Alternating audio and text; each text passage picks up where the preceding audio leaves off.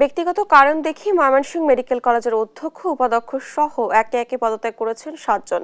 এতে স্থবির হয়ে পড়েছে প্রতিষ্ঠানটির স্বাভাবিক কার্যক্রম। ময়মনসিংহ থেকে বিস্তারিত জানাতে সরাসরি যুক্ত হচ্ছেন সহকর্মী ইলিয়াস আহমেদ। ইলিয়াস, ময়মনসিংহের মেডিকেল কলেজের বর্তমান পরিস্থিতি কেমন দেখছেন, বিস্তারিত আমাদেরকে জানাবেন।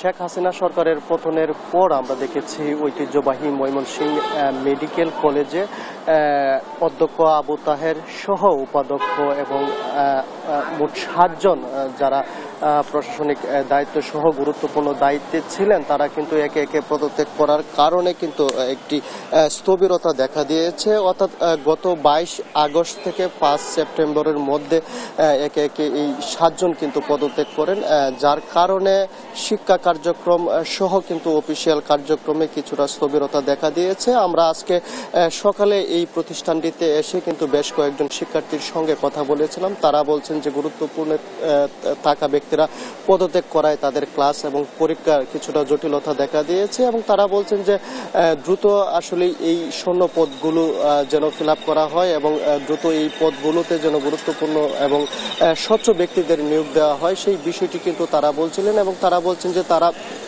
যে পড়াশোনা এবং পরীক্ষার দিক দিয়ে পিছিয়ে পড়ছেন সেই বিষয়গুলো কিন্তু তাদের নিয়োগ পাওয়ার পর অর্থাৎ স্বাভাবিক পরিবেশ পরিস্থিতি হলে তারা কিন্তু সেটি পুষিয়ে উঠতে পারবেন, সেই বিষয়টি বলছিলেন। আমরা এই বিষয়টি নিয়ে সংশ্লিষ্ট কর্তৃপক্ষ যারা আছেন অর্থাৎ অফিসিয়ালভাবে তাদের সঙ্গেও কথা বলার চেষ্টা করেছিলাম। তারা বলছেন যে তাদের অফিসিয়াল কাজকর্মেও কিন্তু কিছুটা ব্যাঘাত পোহাতে হচ্ছে, অর্থাৎ কিছুটা জটিলতা সৃষ্টি হয়েছে।